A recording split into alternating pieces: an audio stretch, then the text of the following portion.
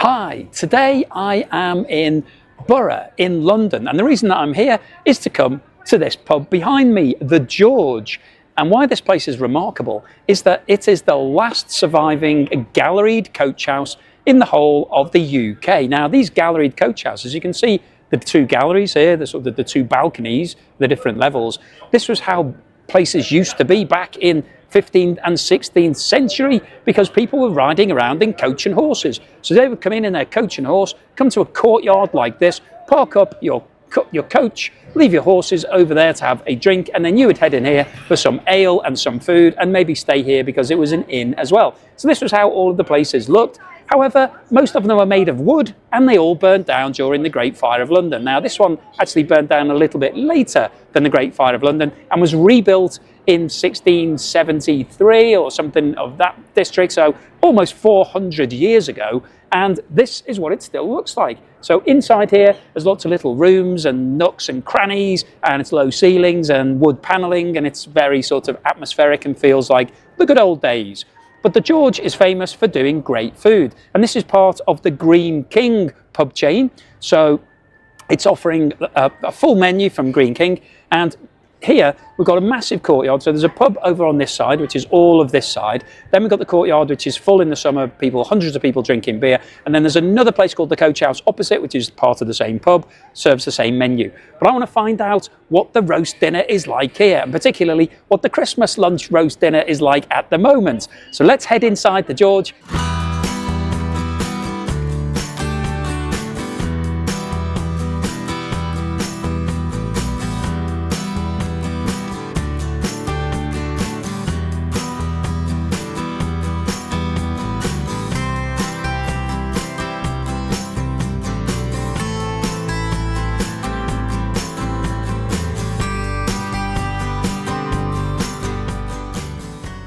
So here I am in the George, which is one of the oldest pubs in London.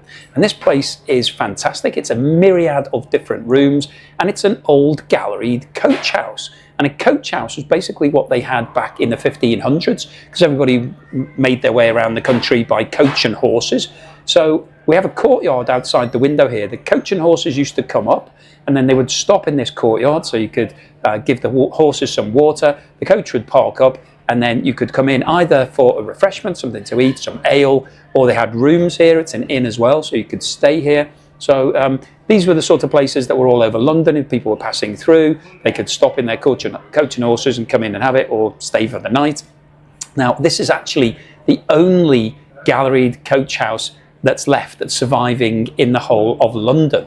Most of them were demolished when we moved to the railway system and people stopped using coach and horses. They didn't need them anymore. They were a bit of a waste of space. But this one was maintained. Some of it was demolished, but the main structure still exists. So we've got 3 different levels. There's the ground floor, and then we've got first floor and second floor. So there are galleries there. And these coach houses used to double up as form of entertainment. So they would do some plays here. You could go out onto the balcony, do a Romeo and Juliet balcony scenario, those sorts of things. So really good, interesting piece of history in London. If you're coming to London, I'd definitely come in here.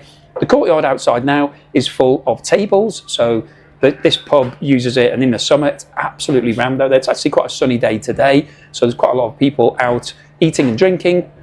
A little bit cold for me, so I'm sitting right next to one of these new modern radiators, so it's nice and warm and cozy in the spot where I am. Now downstairs it's absolutely rammed, quite low ceilings down there, very cozy feel, quite small little nooks and crannies, everybody's crammed in. There's lots of different pieces to this pub, so there's a bit over there, there's the coach house over the other side of the courtyard, which is another part of the pub. You can get the same food over there. So really interesting place to come. Now, I placed my order for food at the bar because the app isn't working today, the Greene King app. I think it's too busy here. The staff would be chasing around all over the place trying to take people food and drinks.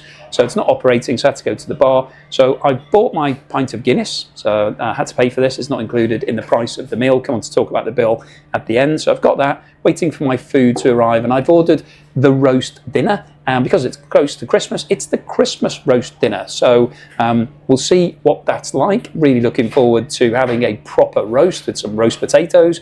So very excited about that. So I will see you when the food arrives.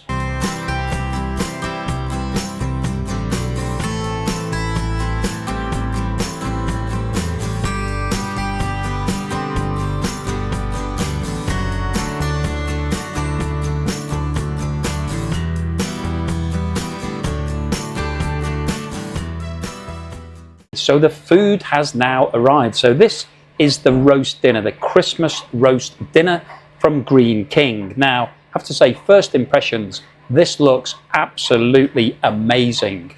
So we've got roast potatoes, which were not, they didn't exist on the Wetherspoons lunch. We didn't get any roast potatoes.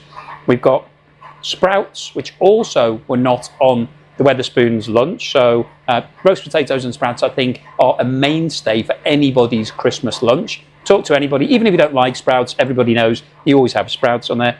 Got some Chantenay carrots, which have been nicely roasted. Got a big chunk of stuffing. Got some turkey, which looks like it's been freshly sliced. So I'll have a go at that in a moment. I've got a little pot of gravy here, which is quite nice. So you can pour that on yourself and do as you wish. And then I've got a nice bit of red cabbage over here and one pig in blanket. So I've got that as well. So let me pour this gravy on and get started. So I've already got some gravy on the turkey, but wow, there's a lot of gravy here. Wow, it's a really big portion of gravy, which is great because I'm always a big fan of getting everything swimming in gravy when you're having your Christmas lunch or any sort of roast dinner. So I've got a lot of gravy. Let me try the turkey first because that's obviously the hero of this dish. So I want to see whether or not the turkey is up to scratch. Now, first thing to notice is that compared to Wetherspoons, it's a lot thicker. This is real turkey. This has been sliced by somebody. Wow.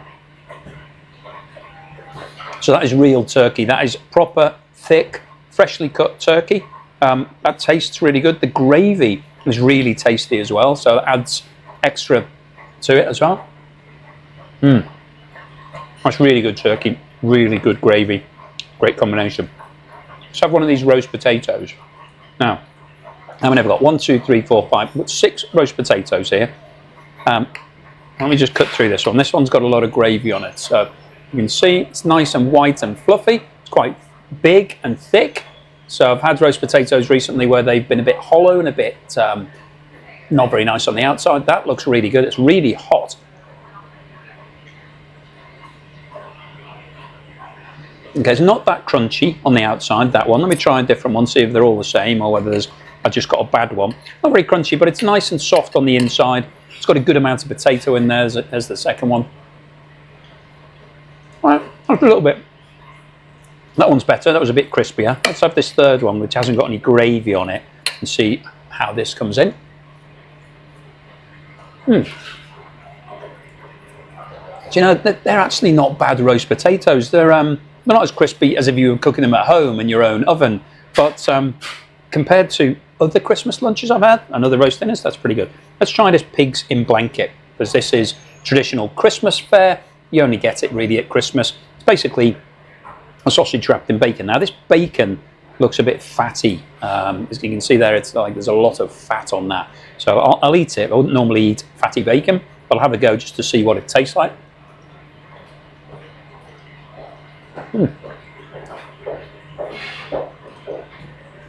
Actually wasn't fatty.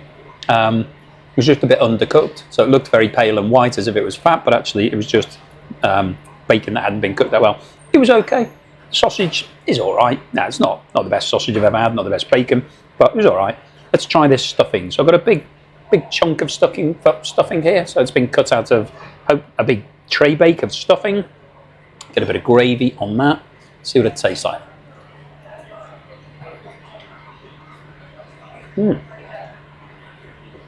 That's nice. That's really tasty, actually. That's the sort of stuffing I like. It's not meaty stuffing, so it's basically like sage and onion. So the traditional classic that you would have with a roast dinner. A lot of sage in it, quite a strong sage taste, which I like. That's good stuffing, like that. Okay, sprouts. Let's talk about sprouts. Now, this is probably the most contentious part of a roast dinner because traditionally you have sprouts, and sprouts, if you don't know what they are, if you don't have them, they're basically like a very small cabbage. So it's a green bulbous plant that grows on a stem, and you have maybe 15 or 20 of these little sprouts that come off the stem, and then you pluck them off. And traditionally you would boil these. There's lots of different ways of trying to make them more exciting, but most people in the UK don't really like sprouts because you force-fed them at Christmas by your mum, and generally they'd be overcooked and mushy and sloppy, make you feel a bit sick, and then your mum would tell you that you had to eat all of your sprouts, and you say, I don't want to eat all my sprouts, Mum, I don't like sprouts. So you eat your sprouts, so you're not getting any Christmas pudding, so you'd have to eat your sprouts, and then you'd be just not feeling very good about it. So a lot of people don't have sprouts anymore on their Christmas dinner because they've got bad memories. We're all scarred by PTSD for sprouts. But they have made a comeback in recent years, and if you cook them properly, they're meant to be a little bit al dente, still retain some of their firmness and be tasty. So I haven't eaten a sprout for quite a long time, many years in fact, because of my mental scarring as a child. Let's try this and see what it's like.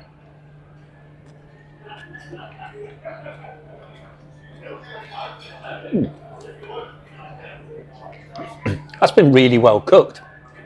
So it was a little bit al dente, not too much, but it still had some of its texture and firmness. It wasn't really sloppy, which is what horrible sprouts from the 80s were like.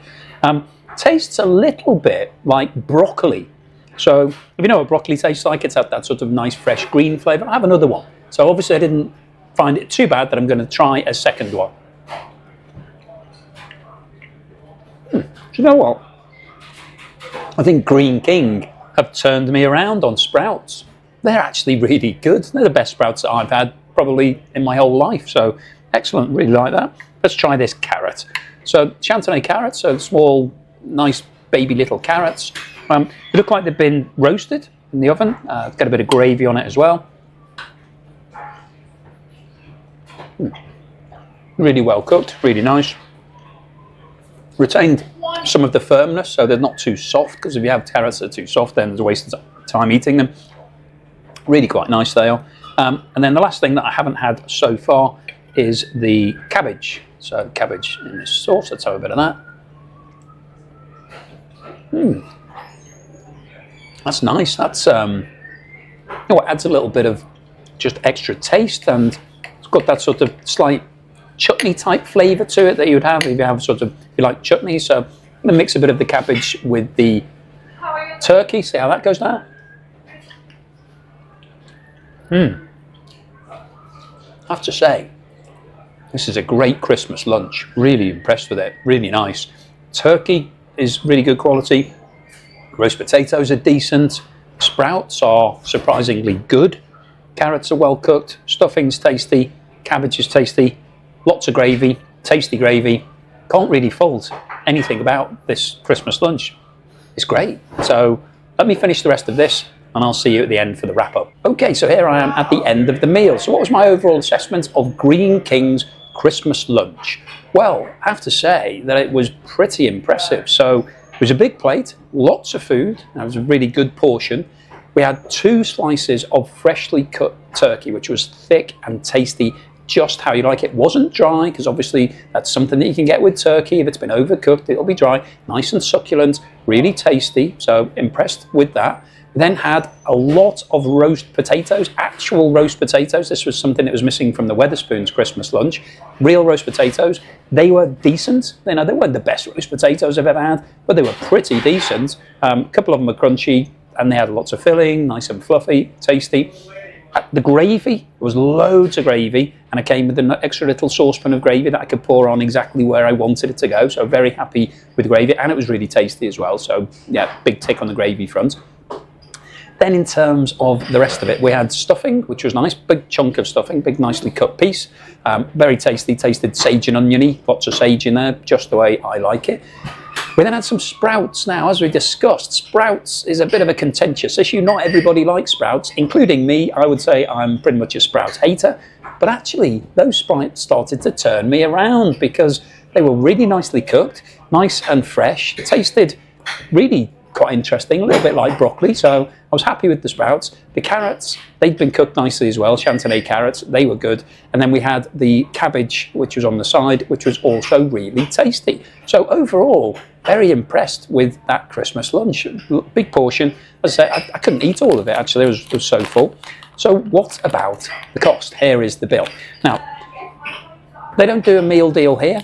Greene King don't offer that. So I had to pay for my pint of Guinness separately. My pint of Guinness was £6.20, and the Christmas lunch was £18.50. So in total, for a pint of Guinness and the Christmas lunch, it was £24.70. So that's, you know, restaurant prices. That's what you'd expect to pay in a restaurant, 18 sort of pounds, at the lower end of a restaurant.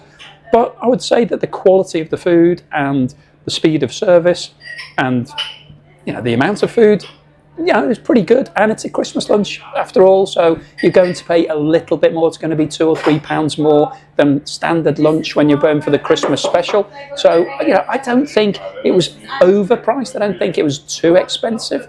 But yeah, it was a good quality meal. So what's my overall score, taking into account the price, the food, the quality? Well, I'm going to give the Christmas lunch from Greene King 8.5 out of 10, which is a very good score. And as you know, if it's over 7.5, I would definitely come back and I would have that Christmas lunch again tomorrow. If somebody else wanted to take me to Christmas lunch, I would suggest that Greene King is a good place to have it. It's got all the right ingredients. It's a nice big meal, very tasty. It will fill you up and it ticks all of the boxes. And it's a very nice place to come to. I'm in George at the moment, but a lot of Greene King pubs are quite homely. They have that nice feeling to them. So definitely recommend it.